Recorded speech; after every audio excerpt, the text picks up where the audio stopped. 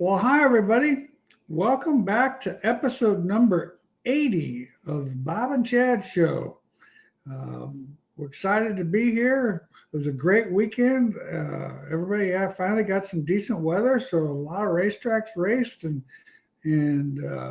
so hopefully you guys all have a lot of questions, and we'll be able to, well, hopefully we'll be able to answer them or give you some ideas, our input, or whatever. So what's new and exciting at Wehrs Machine today, Chad? Oh, we're plugging away. Finally got a race night here in at the local track, and Stevie went out, did pretty good. Got to watch him, so got an asphalt race under my belt for the season, and we're getting ready for the Memorial Day weekend here. We got a big 3-day deal at Deer Creek, so we'll be out there doing factory support out there and testing some new stuff and hanging out. Excited to get back to Deer Creek. They always put on a good show. As you know, how many days?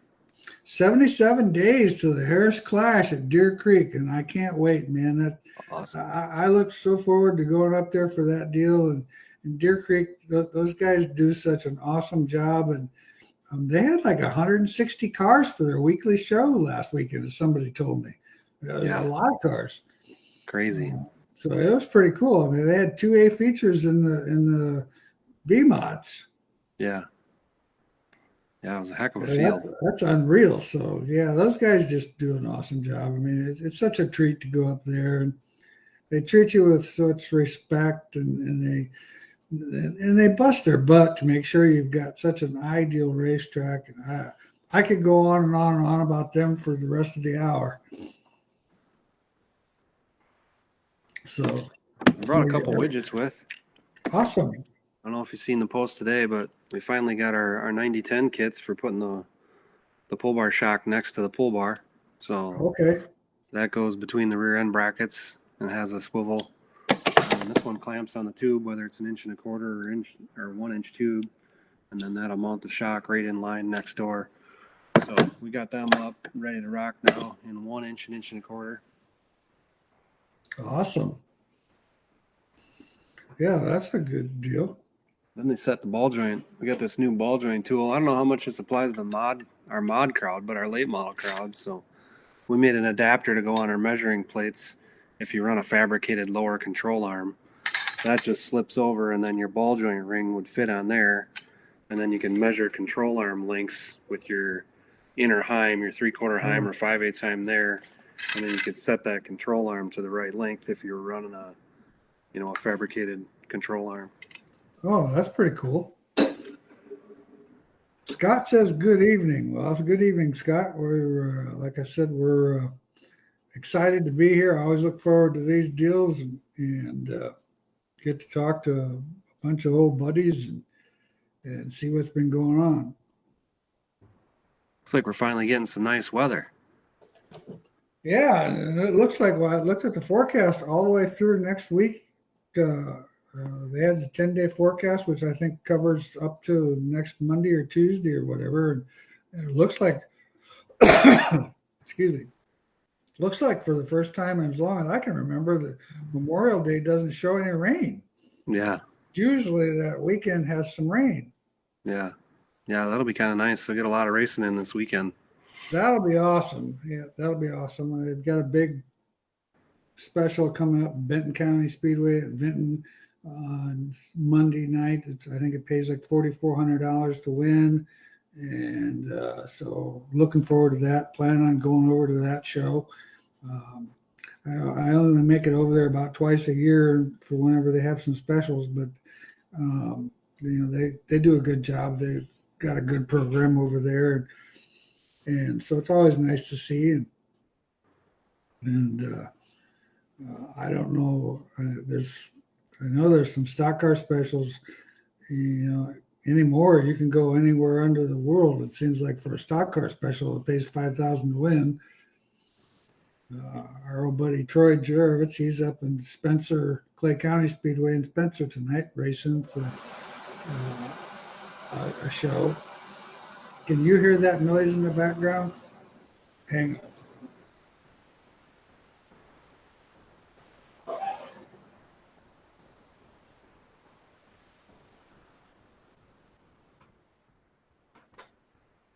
my humidifier decided to turn on. So he's running up there. They've got a big special up there tonight. So that's pretty exciting. And all these specials are, I mean, it's, like I said, pretty cool. He didn't have such good luck at Boone the other night, but I'll tell you what, Boone, weekly show racing at Boone, especially in the stock car, well, modifieds too. I mean, all classes there. It's if you go to Boone and run good, you're doing good. Jason says thanks for all the help, and Dustin, evening guys, running an IMCA Sport Mod. Car has felt great lately, but is definitely lacking drive off the corner. Pull bar is 26 inches, but can't make it any longer. Any pointers to try? Thanks. Well, with the sport mods, like I said, I've played a lot with the lead and trail, running angle on that left rear and putting some lead in there. The old adage used to be that when these cars weren't hiking up, people used to think lead was a bad thing. But now static lead, basically all it's doing is taking a little bit of dynamic lead out of the car, dynamic steer out of the car. So, instead of you running 2 3/4 inch of steer, you can, take it down to 2 1/4 or 2 1/2 or whatever, make the car tighter. I've had good luck with that. So I would give that a try, Dustin. Joel says, hi guys. Larry Sanders, how does that new pull bar shock combination setup work? Well, so you put the shock on next to the pull bar, which this clamp would go on the tube. I got it here. I don't know how it would work on here, but if you go to our Facebook, we kind of had a picture of it set up on there. So there's a little bracket that goes on the front tube, and then this piece here goes between the rear end brackets to mount the shock. So then you put that clamp on there where your shock has the right amount of stroke, so you don't overextend it and get through the travel. Most guys, I think, run a 9 up top, don't they? Yeah, 9-inch shock, so you got plenty of stroke. I know that we had a 7 in that picture, and one guy commented like, hey, how much stroke is left on that? And obviously you can tell by looking at the shock that it's not going to pull very far, but we just threw that together because that's the only shock we had here. But you then can adjust that front clamp to get that thing to where it has enough both directions, and then use the shock that way instead of clamp to the chassis. Awesome. Todd says he is confused. Please explain to me what the slider does. Have a debate going. Todd, I'm not sure I understand. Do you understand his question, Chad? I think he's talking about left rear slider, right? Having the slider and the shock separated instead of a coilover. Oh, got it. Yeah. Well, I mean, the slider definitely, having the spring behind the housing, definitely when the indexing goes into effect, it indexes into the spring and keeps the spring loaded, depending on how much, of course, how much preload you have in it, keeps the spring preloaded. From what we have, I mean, that's the only way to run it is with that spring behind. I don't know what else to actually tell him about this. Well, it's about the decel, right? So with them separated, your shock's on the front, so the shock has more control on the decel side of the cage. So as it's unindexing coming in the corner, that front shock is kind of working against that in motion, where when you put the shock on the back, then it's kind of it hurts decel and makes the car free in is the problem there, I believe. Yeah, if you put them together behind the housing, it seems to make more traction. But like Chad said, the DXL, you got to have something to keep the car relatively tight getting into the corner. So, like, say for example, if your car is notoriously tight, that would free it up. And then it would give you definitely more traction up off the corner. Matthew, good evening, guys. Bob, could you help with a baseline setup information for my GRT USRA mod? I recently bought the car, and it's nothing close to what the setup sheet it came with had on it. The car currently is a lift arm car with a 225-pound spring, but I have the option to run the Terry Phillips style pull bar. The car currently has a 550 left front spring and a 500 right front spring, 275 16-inch left rear, and a 175 13-inch on the right rear. I feel like the rear springs are too heavy. Yeah, that definitely.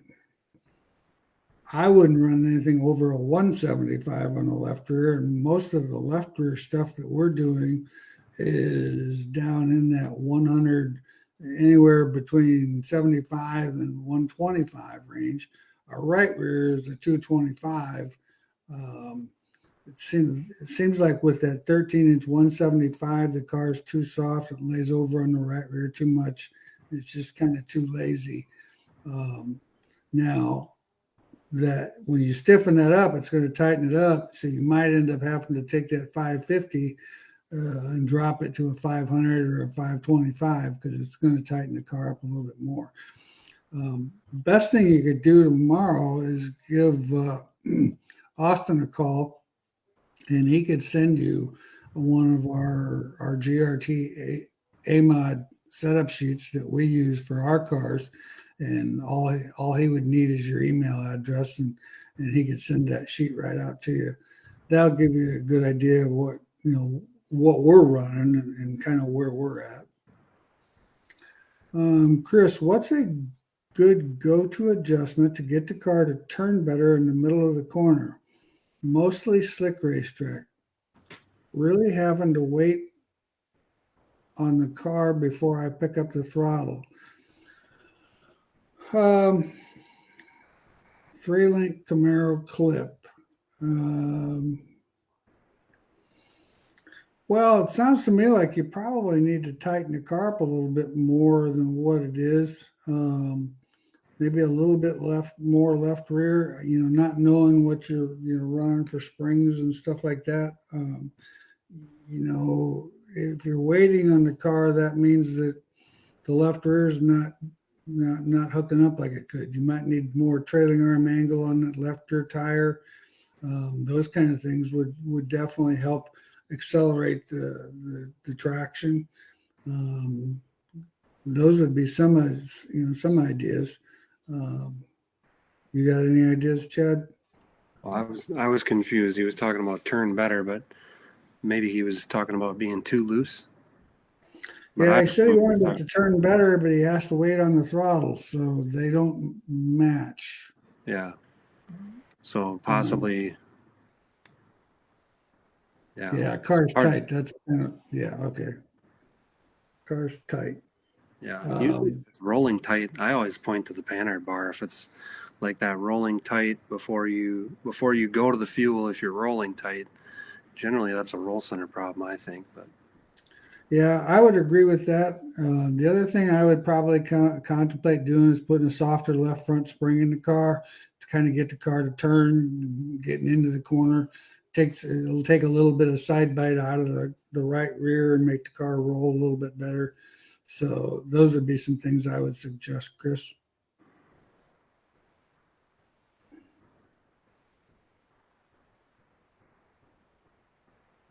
So Deer Creek, they got 3 days of the USMTS cars then this weekend? Yeah, I guess so. Awesome. Big weekend. They're trying to run them shows where they go to a track for, I think, 3 nights or 2 nights, so they don't have to travel so much, I think is Todd's plan. But that would be a great idea because the cost of fuel and all that stuff.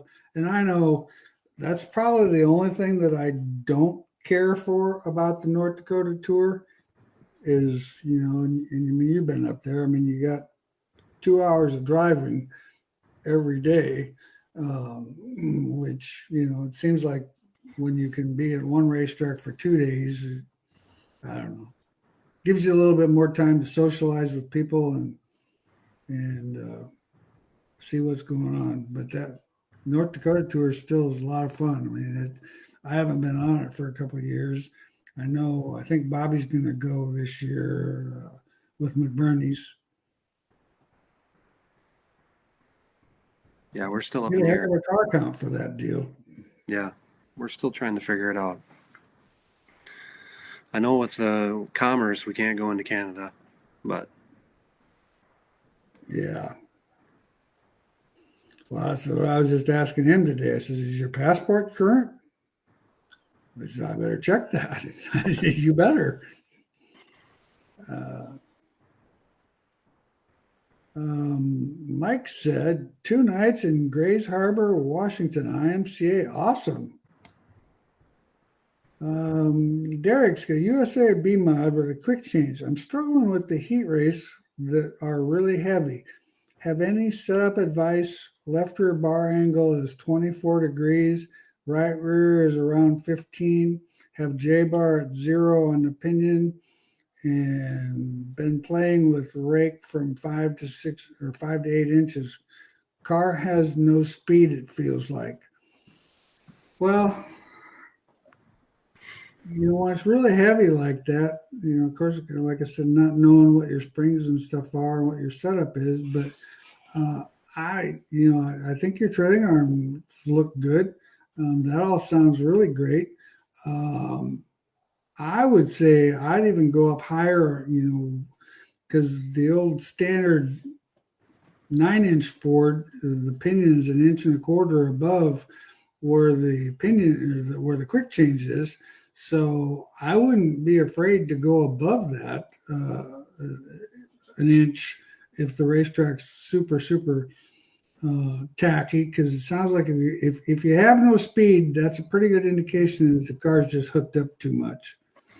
175 left rear, 225 right rear. Yeah, that all sounds pretty good. I mean, I think that sounds pretty good, Derek. I think it just needs to be freed up a little bit more, and that Panhard bar can definitely do that. yeah, or shorten the chain up a little bit. In the heat race, we used to do that quite a bit. Yeah, that's another good idea. Chad, can you export the Circle Track app to a PDF for keeping your 2023 notes in a binder? I know that they're working on importing data like from chassis builders to autofill setup sheets, but I guess if you can go one way, you should be able to go the other way. So I'll make sure that they're working on exporting that data to a printed copy too for a binder. Tim, tips on slick setup for a 3-link B mod.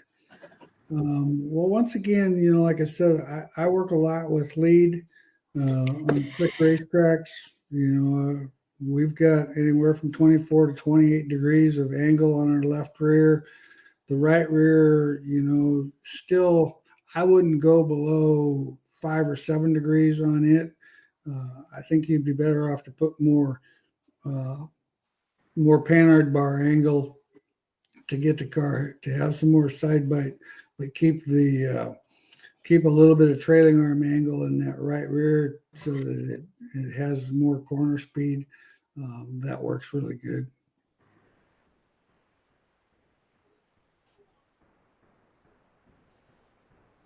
Where are you going this weekend?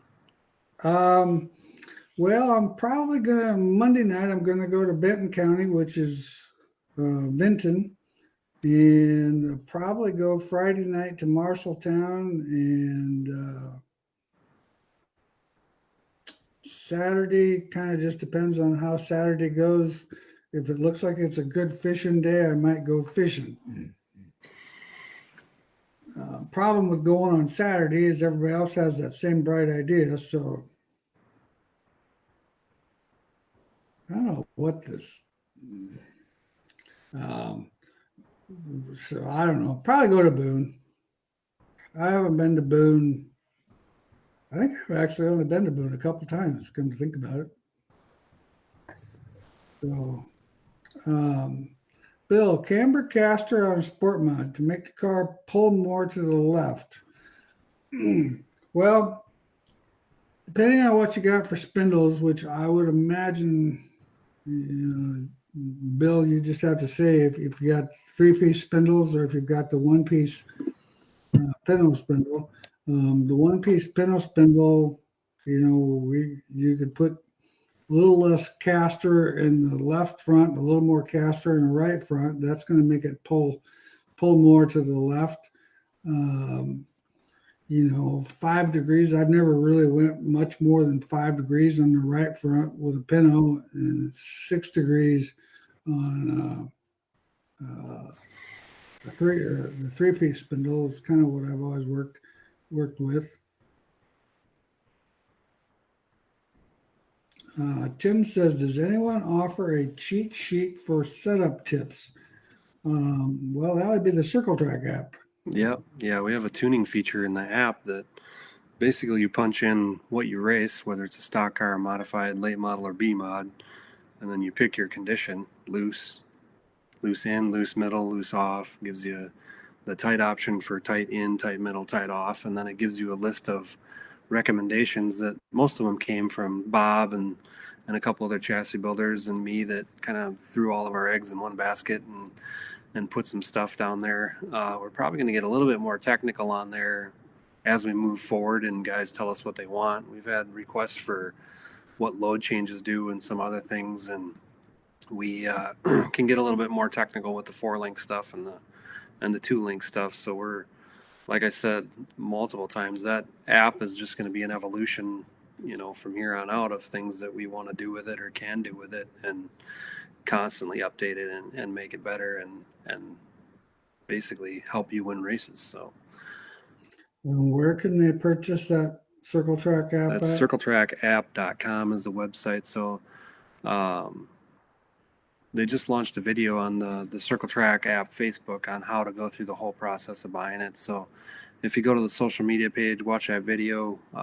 Not sure if it's on the YouTube, on the Wehrs Machine YouTube, but anyway, the Circle Track app website kind of gives a breakdown. You go there, you purchase your subscription, and then you download it from the Play Store and get it on your device. And then you go to the help button to create your team, put in your email, and you make a password and put in the number you get when you purchase it, and then you just start filling out the data. So it's got, I think it's 58 pages of things that you can input into there. So it's just a wealth of knowledge at your fingertips for your phone. So it's a pretty handy little tool. I know we got a modified customer that he uses that weekly. I mean, he's really enjoys having it and it offers a lot of tips and stuff. And I know he's commented numerous times to me how much information it has.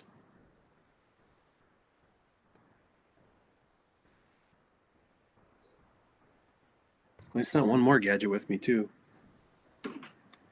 It's not going to be real easy to show, but they did a video on the stagger stick. So this is a fancy stagger stick. So telescoping, and then it's auto calculating. So it's pretty cool. You measure your first tire and then hit the button and it stores that, and then you measure your second tire and it stores that, and then you're still live in the middle. So the cool part is, like, you can measure a right rear, and then if you have 3 left rears, you can measure all 3 of them because you're live in the middle.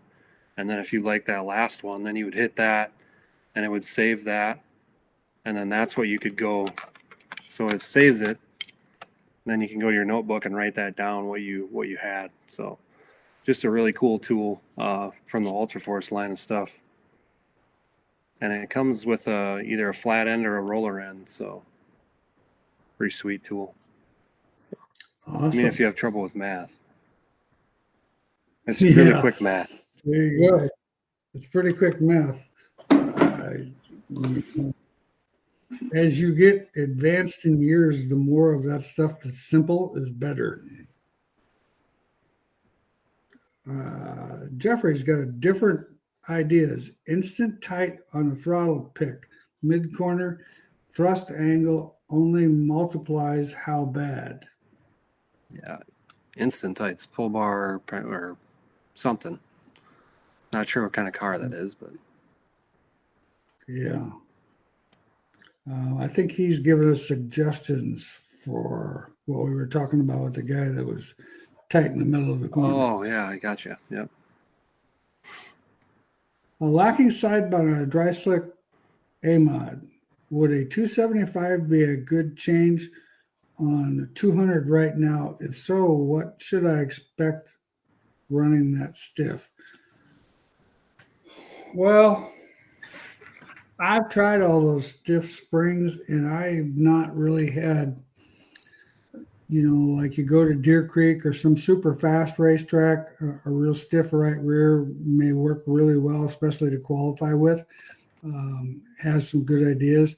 A 200-pound spring right now, we're at a 225, and we've got some guys that run a 250, but the majority of all of our customers are at a 225. When we've tried the stiff spring stuff, that seems to work good. It definitely gives you more side bite, but I've always felt that it hurt traction up off the corner. And so what we gained by side bite, I didn't think we gained enough traction, or we lost more traction than we gained side bite. So we went a different route and went stiffer on the left front to keep the side bite in the car with the softer spring, and that seems to work pretty well. Russ, I know a lot of replacement lower A-frames are bad out of the box. Where exactly are they usually out of spec? Well, there's a group of A-frames out there that somehow or another they've got more bend in them, as far as like where the bushings are. If you run a rod through the bushings and then a straight edge out to the ball joint will actually be further back or closer to the rear. And what happens then in like IMCA racing, where they've got that 18.5-inch measurement, if they measure that with that A-frame on there, you can actually get in trouble because your measurement is too short. The other thing that happens is now you put those on, and say your car was built for a true Chevelle A-frame, like the good ones that are made. Then all of a sudden your spring pocket's not in the right place. So it kind of puts a little bit of a bind in the spring itself. And so it's just kind of it's just not a great part. You can buy them. They're real affordable, but they're not going to give you the correct geometry that you need to have. But that's where they're out of spec, is where the ball joint's actually located.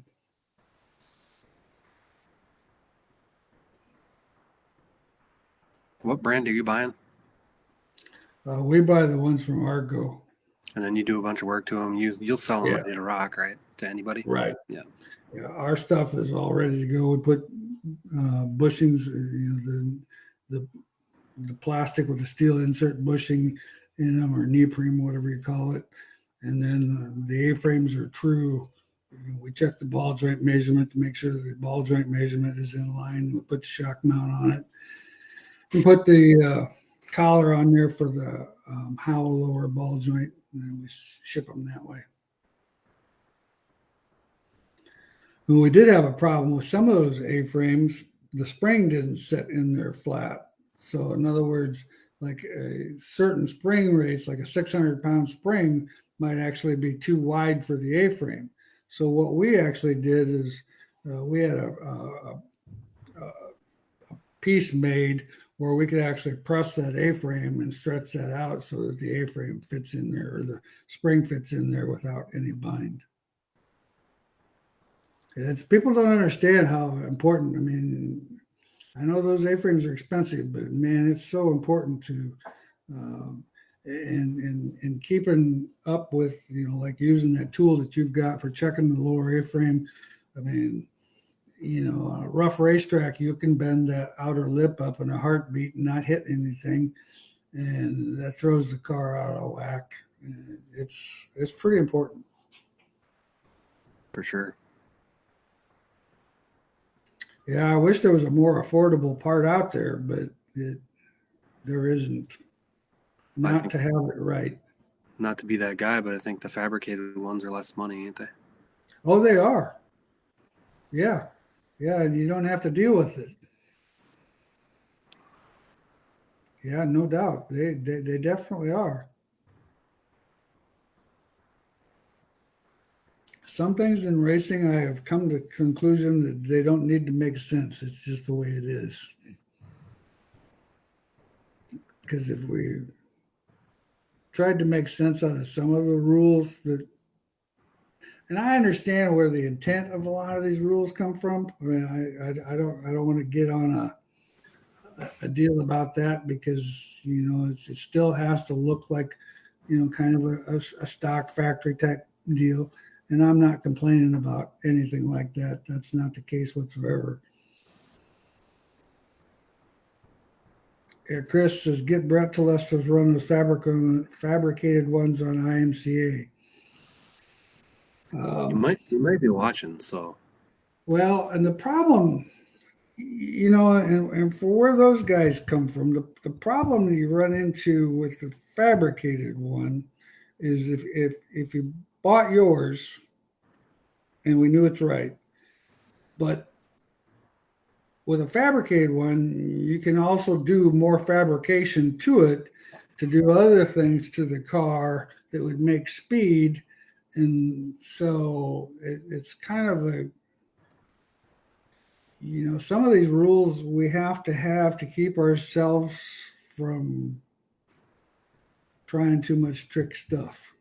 yeah. Since we've started building them A-frames, I've noticed that like if a car is built a little bit different, then the spring cup is a little bit different, and there are some variables with fabricated ones that I mean, just like what you're doing to that stock one, making sure it's true, making sure it's lined up, but from manufacturer A to us to the other man, there's about probably 7, 8 people making lower control arms, and I don't know if any one of the two are the same, but Right. What is the measurement on a metric lower A-frame at the outer lip so I can check to see if mine's been up? You know, the Chevelle is 5.5 inches. I don't know what the metric one is, and I apologize, Jeff. I should know that, but I've measured enough Chevelle ones over my lifetime that I kind of remember that one, but I've just not measured enough metric ones to really actually know.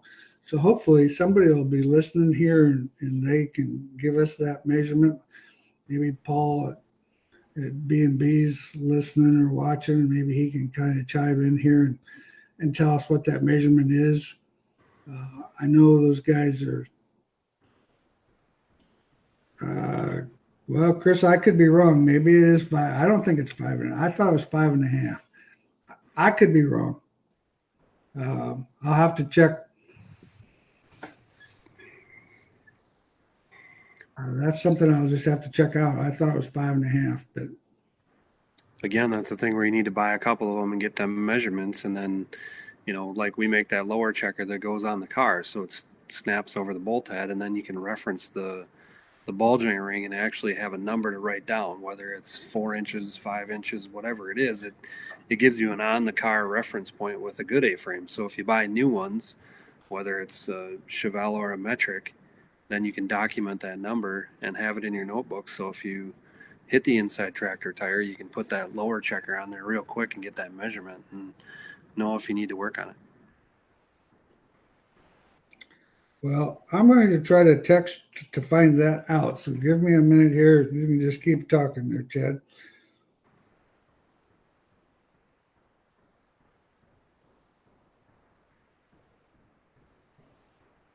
Jeff is asking if Circle Track has that info. I don't know. We don't have if you're talking about the control arm, I assume that's what you're talking about. Control arm info. Yeah. We don't document any of that in the app. That's kind of up to you to put your numbers into there.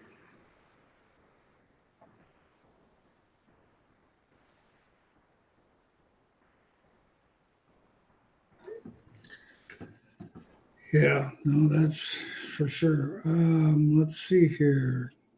Don. Don hit a hole in the racetrack, frame bottomed out bad, chased it up the racetrack. Bad pick. Does a guy put turns in the left front or up on the spring weight? Thanks, guys, for the tech information. 8-inch ride height Chevelle clip. Kind of depends on the situation, you know. I mean, if it's a situation where it's bottoming out, slamming down hard constantly, then that's going to tell you that you probably need to stiffen the spring rate up, go up on spring. If it's just the frame's just getting in the dirt ever so slightly and once in a while, and it's only like in a heat race where the racetrack's super fast, I'd put a couple turns in the right front and raise that corner of the car up for that particular situation, or for that particular track. Steve says, heads up to everyone, check your rear rotors for cracks. Quite a few folks have found rotors cracked in the last couple of weeks. And that's probably not a bad idea. In fact, come to think about it, Steve, now that you mentioned that, I did see Austin shipping out a pair of rear rotors today. So evidently somebody must have run into that situation. With the heat and then sit over the winter. And then, what's happening now is there's a shortage of some of the brake pads that people are normally running. So what's happening is we're having to go to more aggressive pads or a different brand of pad. And of course, once you switch pads on rotors and change the heat temperature, I think it can damage the rotor itself too. So yeah, that's a good point. I'm glad you mentioned that. Check your rear rotors for cracks, because that's, something that's very possible. USRA BMod bought a load stick from Chad at Jamboree last fall. Is there a baseline for the left and right? My right side is at 1450, a 3-inch number load. Or could you explain what more or less load would do? 1450 on a BMod, that's a pretty common number on a Chevelle front end. That's our numbers are right there on that right front. I couldn't tell you the left front number. I know we've got a left front number because we load stick one of the BMods there a couple, 3 weeks ago, but I never actually asked them what that number was. I'll let you talk about the rest of it, Chad.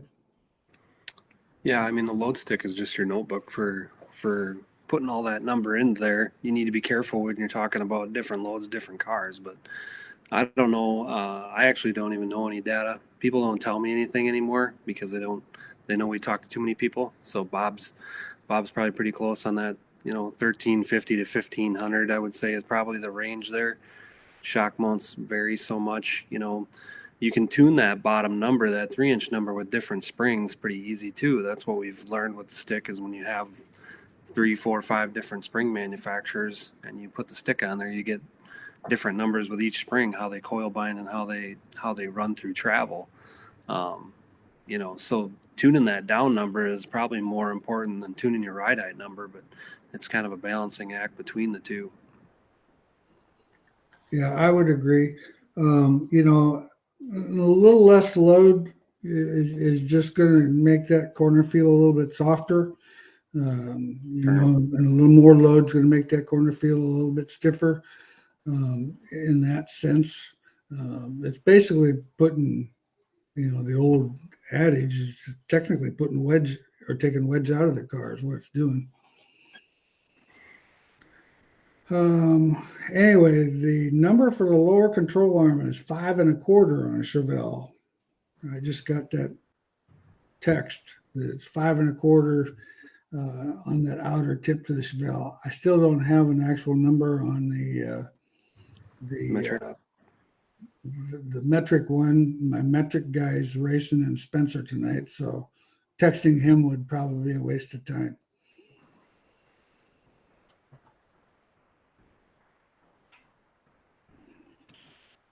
Yes, Jeff. The app has a measurement section where you would put so if you use the lower checker or any weird measurement that we don't give you the option to put it in there, you have the measurements feature for each chassis that you set up. So you would put in your whatever lower control arm reference for left front, right front with our tool on the ground, however you want to document that. So in the event of a altercation, you can reference that number quickly in the app.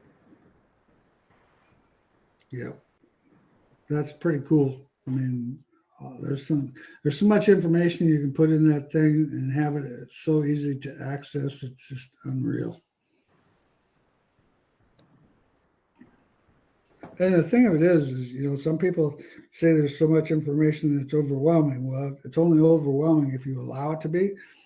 You don't have to use every inch of that database. I mean, you can use the stuff that's pertinent to yourself and then add as you go, so to speak. I mean, right.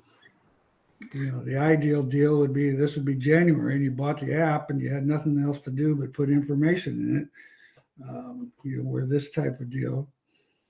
Ryan wants to know what app we're talking about. It's the Circle Track app. So we developed an app for basically all your measurements and setups and stuff that is available in your phone.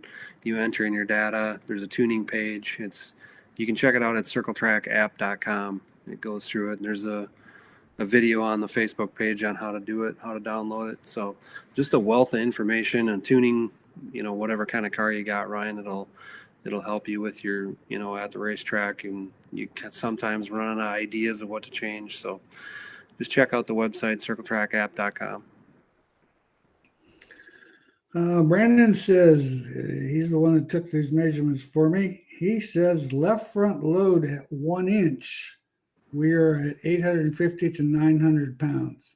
We didn't check it at more than that because very seldom it actually gets more than that 1 inch of load. It's more unload than it's load.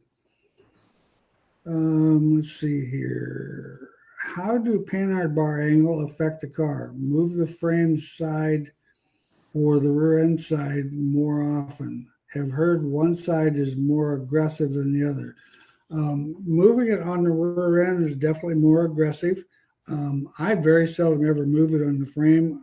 We've kind of got our frame measurement where I want it to be with it at 0. I think we're at 7 inches of angle is what we've got, or 7 inches of rake in that panhard bar. And then if the racetrack goes real dry slick, we'll go down a 1/2 inch. And then that's all I ever adjust on it. Sometimes, depending on the racetrack, if we feel like we're needing a little bit more side bite, we'll actually shorten the panhard bar 1 turn, which is 1/8 of an inch, and move the rear end to the left of the car. That seems to sometimes get us a little bit of side bite to the point where we need a real minor adjustment that's just, and you would think of 1/8 of an inch wouldn't be a big deal, but you definitely can the driver will be able to tell you that he can tell the difference with 1/8 of an inch move to the left. It definitely makes a difference.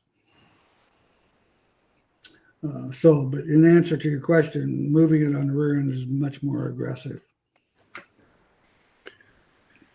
Jason, I'm poor in converting an A mod to a B mod. I need to reuse my bird cages. Can I weld them to the axle tube, or what's the best way to lock them up? Please do not weld them. They have bearings in them. I don't know whose cages are on there. If the AMOD does have our cages, we have a simple clamp. You could pull all the pieces off that bearing cage, slip the housing off, and bolt them plates and shock mounts right back to it for, God, I think them clamps are like $140. So, but don't weld that stuff to the axle. You'll regret that later in life, for sure. That's going to be a mess. So I wouldn't do that. If you do have our stuff, give us a call. Otherwise, we probably got some scratch and dent stuff on the homeboy shelf. We can check that too tomorrow if you give us a call. Sometimes, occasionally, we got some stuff that gets lasered upside down, backwards, and sideways, and we like to give deals out on that stuff. So, and help out race teams. And some of the stuff doesn't really matter. It's just appealing or whatever. scratched or things like that. So give us a call. Maybe we can dial you in with some stuff off the Homeboy, or at least convert that with just a clamp if it is our stuff. Yeah. But do not weld that cage in place. Don't weld those cages. That would be just a mess. You will definitely wish you wouldn't have done that. But yeah, Jason, I'd give Chad a call tomorrow and see what they've got. That's definitely a good idea. I know I understand you're trying to save a couple bucks, but that'll be a way you'll end up regretting that savings. UMP modified, tight on entry, early when it's heavy. Slick, it's good. What would help get the car to turn in on a heavy racetrack? Half-inch wheel spacer on the right rear. What's happening is the reason it's not turning in is because it's getting on the right rear too much. Raise the J-bar up. Definitely that would help too. Soften the left front spring. That would take some side bite out of that right rear. Because what's happening is you're just getting so much side bite on that right rear tire. And that's kind of the problem that we've had lately with some of our cars. When the racetrack goes slick, our stuff is really, really good. But some of these guys have decided to try to make these places a little heavier. They've got rain before the race to the point where the moisture is down 4 or 5 inches. And our guys struggle. I mean, our stuff is definitely made for when it's tight. So that's some of the changes that I tell our guys to do, Brian.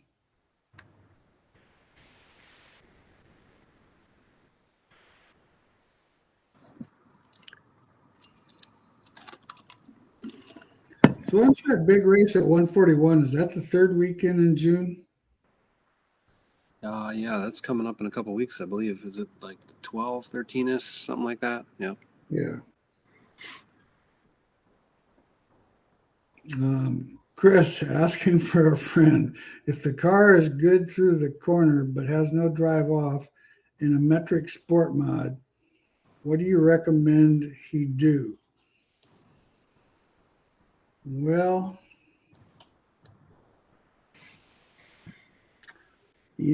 on a metric sport mod, you're really limited. Shock changes might definitely help. Those type of things. Those cars kind of tend to like rear percentage. The old adage of rear percentage, just kind of, you got to not go too far because that'll affect it on corner entry. But if you can increase the rear percentage and he can keep it straight getting in, rear percentage will definitely get you off the corner. The other thing would be is, I don't know what the legal adjustments are on the trailing arms, but I know like our stock cars, we got 2 different holes on our trailing arms so we can put some lead in the car if we need to. And that seems to work really well, helping the car. It doesn't seem to affect the car much getting in, but definitely helps the car getting off. So that would be something to tell him, Chris. Is it a full metric chassis sport, like a Southern sport mod, or is it a... That's what I'm guessing. It's a metric sport mod, so I'm guessing it's like a Southern sport mod. Or just a metric stubbed Northern sport mod. Well, it could be too.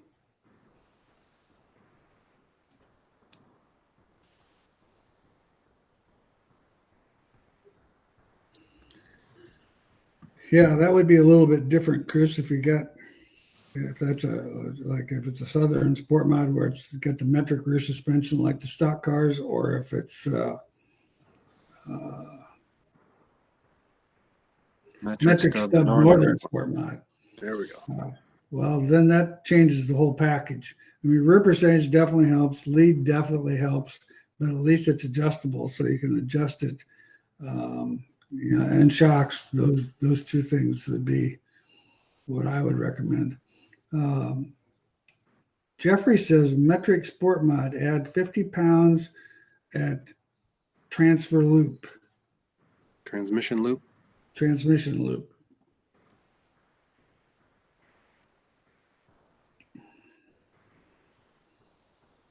Yeah, we just got confused on the metric stub or if it was a northern sport mod or a southern sport mod.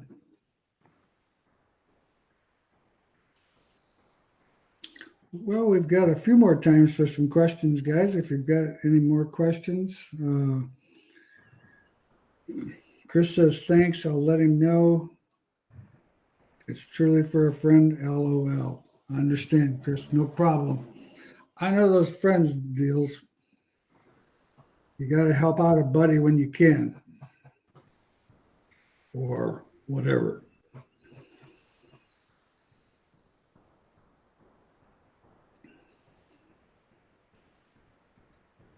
$2 weeks again? What's the date of that? Let's see. 2 weeks from today would be. This is May, so.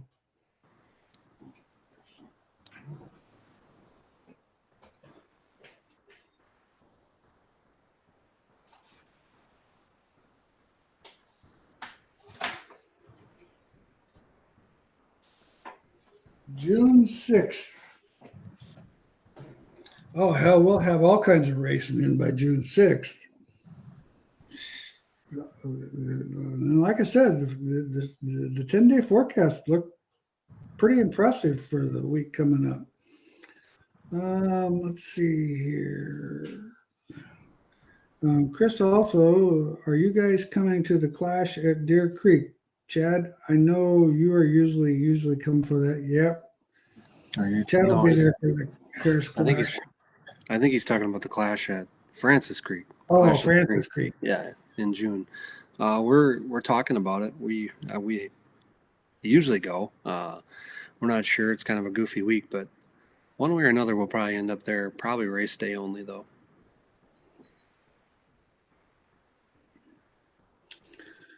Derek, what does left side percentage do for you? I run around 52. Is there an advantage to more or less? 52%, I'm guessing, is probably without the driver, so that would put you at about 54% with the driver. That seems to be the kind of the go-to. More rear percentage will definitely, or more left side percentage will definitely get the car off the corner a little bit better, but it tends to get the car a little free getting in because it takes side bite out of there. The more rear percentage, the more left side percentage you have, the less side bite the car will have on corner entry. Yeah, Chris meant 141. When I say the Clash at the Creek, I wasn't thinking that. We just talked about the race, so I don't know why I wasn't thinking. You automatically always think the Harris Clash at the Creek. Yeah, I just clicked, man. I was like, yeah, Deer Creek, Harris Clash at Deer Creek. And they kind of have the same words in them. Yeah. Only thing is we were the first one to have the Clash. Yeah. So.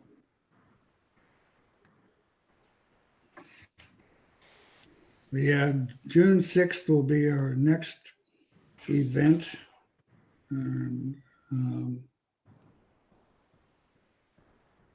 But anyway, we've got a couple more minutes here. If some guys got some more questions, we got a little bit of time.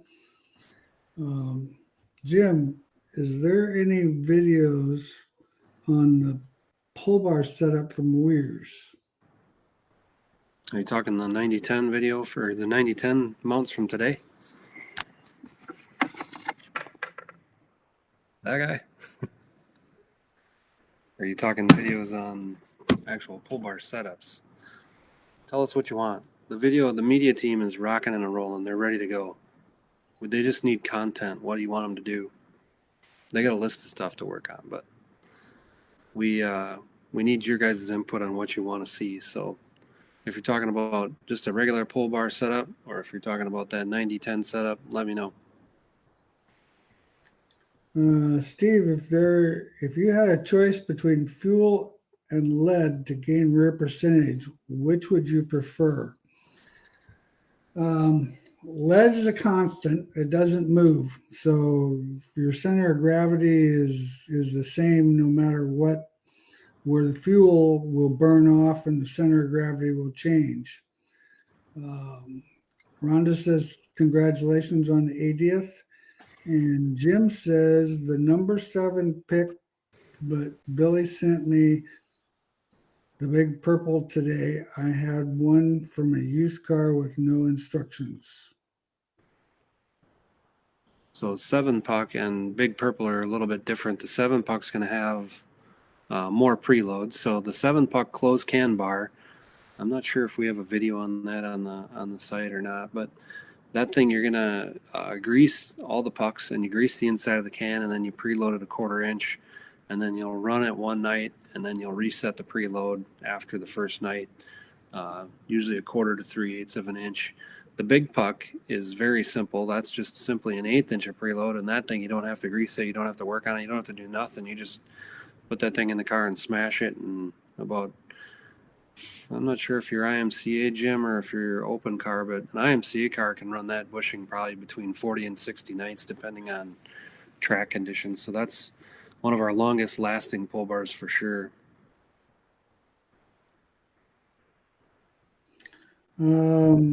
Justin wants to know, is going from a 3/8 racetrack to a 1/4 inch, what would be the first 3 changes you would make to an IMCA sport mod? Well, first thing, when I went there, I wouldn't change anything. I would go and run my 1/4 mile racetrack. Of course, you're going to need a different gear. But other than that, I wouldn't change much on the car, and then kind of see what the car actually tells you, because the car's going to tell you what it needs. If it's too tight getting in, try a softer left front spring or put some trail in the car, those kind of things. But you'll find 3/8 versus a 1/4. Our cars, we don't change much setup at all, to be honest with you. I mean, we pretty much stagger, a little more stagger. You might run more stagger on that 1/4 mile racetrack than you would. That's probably something I would probably do right off the bat. I would probably put a little more stagger in the car.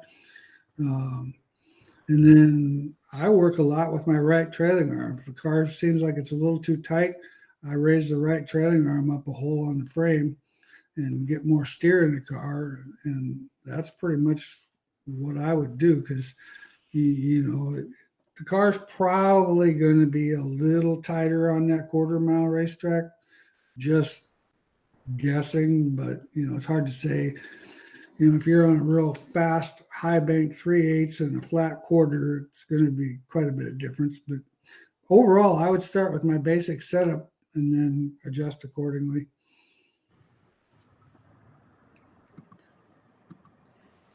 Justin, thanks. First year for my wife transitioning to the class, so just curious. Awesome. Jim, that Wasota, that your open motor, you're going to be a little harder on that. So probably more like 25 to 30 nights on that big puck.